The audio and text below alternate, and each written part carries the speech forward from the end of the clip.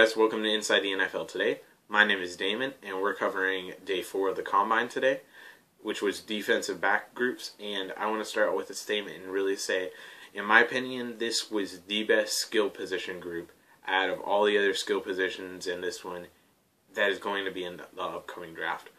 There were a lot of guys who jumped off the page at me, and there were a few guys who I really didn't know about, or some guys that I already knew about that really raised their draft position, and I actually think there's going to be a lot more defensive backs than normal taken in the first round, and even in the top 15. So, to start off, one of the guys that impressed me the most was Desmond Trufant. Now, this guy was, last year, not a lot of people were really talking about him even going very high in the draft, and he started climbing draft boards after the season when teams started realizing how well his skill was at Washington. And he really climbed up some of the draft boards, and I liked what I saw from him. He had a pretty fast 40 time at 4.31, and he benched 18 reps on 225 pounds, which benching isn't really a big thing for cornerbacks, but you always like to see versatility. He has he can bench a lot. So this guy has speed, this guy has strength, and this guy definitely has coverage skills. In my opinion, this guy should be going in the first round, but for some reason a lot of teams don't have him in the first round. I don't know why that is. In my opinion, he probably will be there in the first round by the end of by draft day come, but I really don't know about this guy. For some reason I liked him, I liked what I saw, and he seemed confident about it. So he's going to be probably higher in the draft as the draft comes, and that's how we're going to move on to our next guy. Our next guy is Dee Milliner out of Alabama, and he had a fast 40 just like Desmond Trufant. He had a 4.31. This guy was already the consensus number 1 cornerback in the draft, and he really solidified that for me this weekend. He had along with a really great 40 time, he had a lot of pretty good position stuff. He did drop a few balls, but I'm not really too concerned about that. On tape, he's the best corner in the draft. He does really good with press coverage, and he proved that at Alabama. Even though his stats are low at Alabama, it's because people really didn't throw about him. They knew he was the best corner in the whole entire NCAA, and he really warranted no quarterbacks throwing towards him because they didn't want the ball to get picked off. That's how good he was. So this guy really solidified my opinion as he's the number 1 cornerback in the draft, and I don't think that's going to change, even though I do think there are guys more talented than him, in my opinion.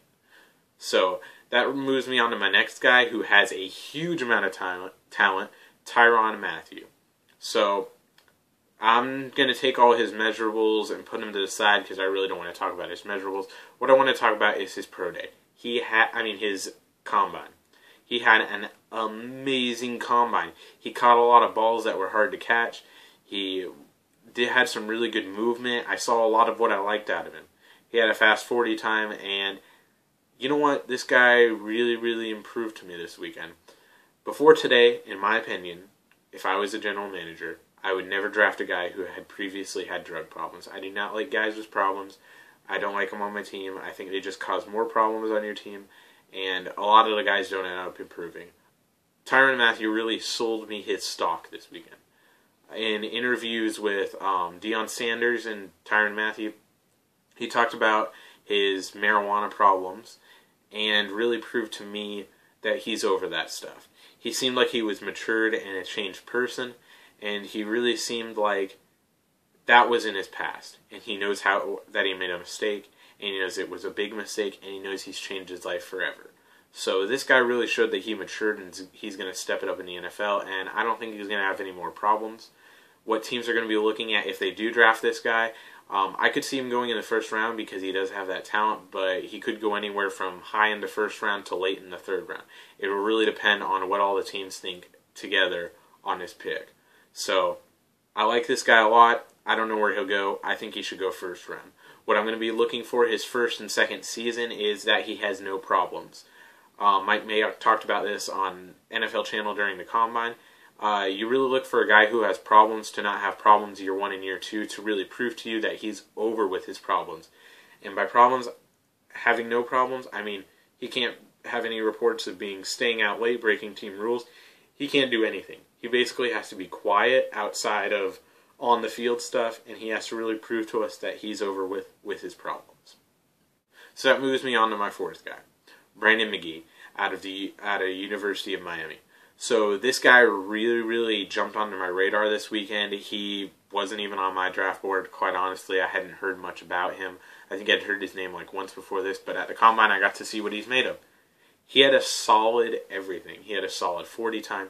He had a solid bench reps. He had solid position drills. And he had really solid everything. I really all around liked this guy a lot.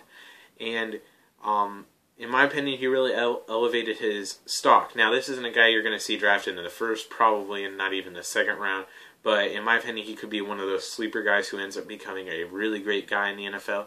He had quick feet. He had great ball skills. He had great everything in the Combine. So I'm really looking at his pro day to see how he does at his pro day, to see if it matches up with the Combine, and really solidify his position as a sleeper or a guy who's going to be drafted higher than previous. So after that, my next guy is one of the only safeties that really impressed me in this drills, Matt Elam out of Florida. He really had he had a blazing fast 40 time first of all. I believe it was sub 4.5. I think it was sub 4.6 to be exact, I want to say, but don't count me on that because I don't know the exact number. I don't have it here, but yeah, I'm pretty sure it was sub 5. He had a pretty fast 40 time for his height. He has amazing ball skills, and he does a really good job. He did a really good job in all of the position drills except for one where he dropped 2 balls. And that doesn't bother me too much because he makes up for that fact in all the other measurables he had along with his 40 time. So he really, in my opinion, elevated his draft position to the second, if not best, safety in the draft to me. So my next guy and my final guy I'm going to talk about as being positive is Xavier Rhodes. This guy, he was already in my top 5, even top 4 or 3 coming into today. And in my opinion, he really solidified that and even put his draft stock higher, in my opinion. I think he should be drafted in the top 15 or top 20, and here's why. He had a pretty amazing 40 time. I believe it was 4.38 or somewhere in the low 4.4s, and he had a great height. His vertical jump was 40.5. And that's pretty amazing for a cornerback. Normally you see those out of safeties and not cornerbacks, but that's a great measurable for him. He raised his draft stock with that one measurable alone. I really liked how he did in the position drills, and I like this guy going forward. And I'm really going to look for, this is another guy I'm going to look at his pro day and really want to see if he continues to impress me and continues to get higher to challenge Dee Milliner for that top cornerback position. So the last guy I want to talk about is Jonathan Banks. A lot of people had Jonathan Banks at 2, 3, or 4 on their draft boards, and I didn't really see a whole lot with this guy. He has really high height and really long arms, and he's the type of cornerback that like Seattle would draft with Richard Sherman, and he can strip the ball out. He's really good at being physical, but he didn't have a very fast 40 time. And the 40 time is a big deal for cornerbacks.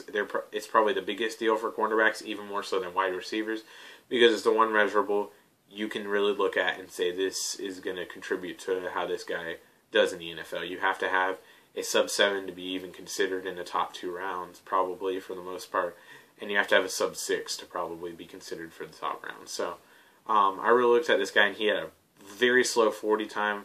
I know he's more of a physical cornerback, but he had a pretty slow 40 time. I'm going to look for him to bounce back at his pro day, and maybe he'll return to my top 5. So, as for now, the guys I really liked, Tyrann Mathieu, I think he's recovered from all his drug problems, and I personally think he's the most talented in the draft. Dee Milliner, he's probably the second most talented in the draft, followed by Tyrann Mathieu. 2 guys I really liked a lot were Desmond Trufant and Xavier Rhodes. Those guys really improved their draft stock and I think put themselves in my top 5 for cornerbacks, and I think they should both be drafted in the top 20, but I don't know if they will go there. And finally, Brandon McGee and Matt Elam. Safeties aren't generally drafted too high, and if they are drafted high, there's only like 1 or 2 of them drafted in the first 20 picks. So I don't see Matt Elam going extremely high, especially with Kenny Vaccaro, but I really liked Matt Elam, and I really liked Xavier Rhodes. I really liked Brandon McGee. Matt Elam will probably go early second round, late first round. And I think Brandon McGee will rise up a lot of people's draft boards because of his combine performance. And I'm going to look for him to improve more, even more at his pro day. So thanks for watching, guys. Like I mentioned, Tyrann Mathieu, Dee Milliner, Xavier Rhodes, Desmond Trufant, Brandon McGee, and Matt Elam are all guys that you guys should look at going forward. They all impressed me a lot at their combine, and I really think this is the best skill position group, and I'm really excited about seeing these guys going forward. So thanks for watching, guys. Please rate, comment, and subscribe if you liked the video. I'll answer questions in the comments if you guys have any comments about these guys, and thanks for watching. I'll be coming out with the tight end and running back video probably pretty soon. I'm going to morph them into one group because I don't really, there's not a lot of depth in each of them, and they don't get drafted. Neither position gets drafted very high, so there's no need for me to really do too big of a video on them. So thanks for watching, guys. Hope you liked the video. Don't forget to subscribe. It would really help out a lot because I am a young channel. I hope to give you guys quality content every time I record. This cornerback and safety positions are really great in this draft, and they really proved that to me this weekend. Thanks for watching, guys.